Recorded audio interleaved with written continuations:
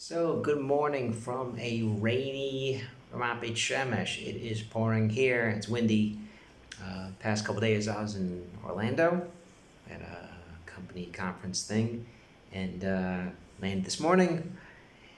Barely, thing was shaking. A lot of clouds. So landing is always exciting when the thing just starts dipping down and shaking, and that's always the best part of the flight. But Baruch Hashem, we're here, and. So, this week's Parsha Yisro. This is like the granddaddy. This is the culmination of Shovavim. We have the weeks from Shmos until Yisro Mishpatim, really getting the Torah, Mishpatim the laws. This is really kind of, some people call this Parsha Shavuos Katan, because this is the read the Torah, Matan Torah. This is literally No Hashem. A lot of Torah, a lot of things to say about the Parsha. But it's interesting that is two pieces I want to kind of bring out, which has it's kashur to the Daf Yomi. We have this past week talks about someone has an eved, but it's partially owned by his wife. So if you own a slave, a Gayish slave, and you damage one of the limbs, it goes free. The question is, what if the wife owns it? Partly, the wife comes in with the slave as part of the marriage, and husband gets to use it, and then the husband damages the slave. Does the slave go out? Whose slave is it? Who damaged it? So the Gemara talks about this, and there's really these two pieces: marriage and slavery. Literally in this week's parsha. Of course, those two things aren't connected at all. First piece, I actually wrote on the MDY piece this week, talking about marriage. And there's a Gemara in Kedushin that someone says, half of me is married to the woman in a Kadeshus. So there's different halachas, different lashonas you want to use for Kedushin. You're engaged to me, you're married to me, you'll be your wife to me, you'll be a kinyan to me. But if someone says chatzin, half of me in Kadeshus. So the point that the Gemara talks about is that's not a marriage. You can't be married to half a woman. And also, half of you can't be married to a woman. It's all or nothing kind of thing. There's this inyan of being totally connected to the marriage, to your wife, to your husband. And this is the same thing with Klal Yisrael, Bnei Yisrael getting the Torah. The Jewish people had to be there. Not just being there spiritually, but also physically. The Jewish people were Vayachanu, Vayichan Sham. They were actually connected. They were all one. All of them, all 600,000, wanted the Torah. And this is the first time, the only time, unfortunately, in 40 years, the Jewish people were really connected, really together. And Vayachanu, Vayichan Sham Neged Har. And Lashon Yachid. And the Sir Shalom says most of the verbs, and most of the Divros, Lashon Yagid, Lo Tignov, Lo Sachmod, it's all singular. It's all Yachid because everyone was one. So the Torah really stresses the fact that everyone was very single-minded towards getting the Torah. So not just being there as far as mentally there, but people all had to be there. All 600,000 people had to be there. Missing one person, 2 people, 8 people, would not have been 600,000, Torah could not have been given. And the Ali Shor talks about this a lot, where a person shouldn't say they're a Stam Jew, they're just a Stam person.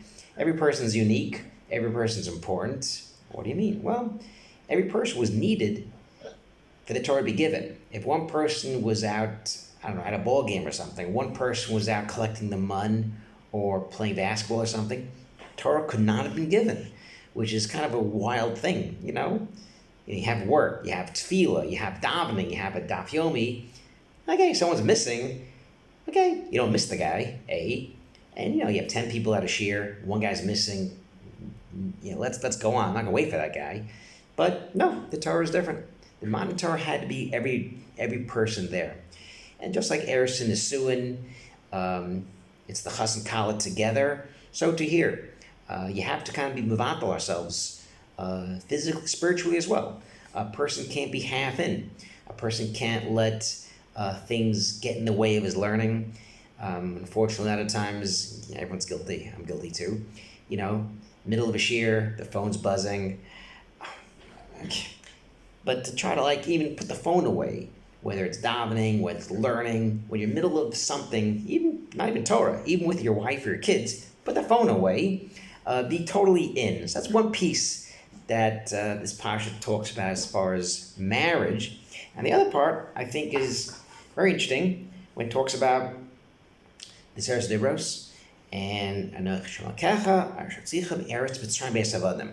so I'm your God. So those two pieces, Anoch Hashem, I am the God, created the world. Elokecha, your God. You'd think the next line would be created the world. Shemaim and Aretz, made man, made air, Mitzrayim.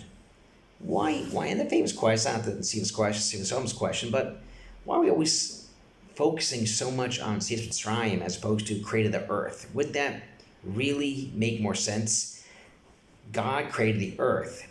That's something, as opposed to, God taking the Jews out of Mitzrayim. Again, that's miracles too, but the all-encompassing miracle and the greater deal was Maaseh Bereishis. So the Siyas Shalom talks about that there's an added aspect of Siyas Mitzrayim that's more than just Maaseh Bereishis. Maaseh Bereishis is everybody, encompasses everybody, and the chosen people, the specialness the Jewish people have is Elokecha, that's Mitzrayim. And Pach Yitzchak talks about this also, I think Shabbos or Hanukkah, I'm not sure which one, but I know he talks about this, is that, maybe it's Hanukkah actually, is that, we're forced. Literally, everyone's created, you're forced in this world. That's the Mamoros of Bereishis, but the Dibros, speaking, and people that actually take on this, the Jewish people, those are different. Those are kind of like not optional, but those aren't the mandatory things. Every person is created. Not every person listens to Hashem. And that's kind of where the difference is. It's Mitzrayim that made us follow Hashem, made us Jewish people, and special was Mitzrayim. Again, billions of people on the planet, but unfortunately, not that many keep Shabbos or learn Torah. So that uniqueness of the Jewish people of Elokecha is really tied to Mitzrayim. And the Sivah Shalom goes to the next point, which also I think ties with the first point we started, is that a person can't have two slaves. We know an Eved is pater for Shema Yisro. It's Gemara in Brachos. Abadim Pater B'Kriyas Shema. Why? Because Hashem Echad. We have one master as opposed to Eved has two masters. And this is why Mitzvah goes on Grama, Abadim are pater, women, because you're serving somebody else. You're a slave, you have a master, and then there's Hashem. So you have two masters, and as opposed to what the Jewish people have, one master. And the point is, a person can't have two masters. The more you have your other side, you're serving your needs, your urges, and things that take you away from Hashem, that takes you away from serving Hashem. You can't have two. You can't have both. Kli Yakar talks about this. You can't have both worlds, this world, the next world. You got to choose. We have decisions. In this past week, we had after Mincha Marav, I had a choice to go back to the hotel area where there's happy hour at this big convention. I'm like, you know what? Daf Yomi I think is more important. I have to schmooze and have another beer with these people that don't really mean too much. And there's choices. There's a couple of Jewish people that I guess had to be at this happy hour and had to be their bosses, but my boss was gone. Really would have made no difference to me to schmooze up with more people at this conference thing. And you know what? Stayed in the shul, learned a little bit extra, a few minutes. We have choices. A, be there at the moment, and B, make your choices. And the only way to really be an Eved Hashem is to get rid of your Eved of whatever that is. It's the Abdus of Mitzrayim. We say this every year at the Seder. If Hashem wouldn't take us out, we'd still be Mishubadim. So it's not just a story from 2,000 years ago or some cute, how cute, we'd still be Mitzrayim. No, we're still in Mitzrayim. The more we're kind of serving our masters, things that take us away, things that kind of make us serve other things, we're not servants of Hashem. And that's kind of what we're trying to do here with Sir Shalom points out.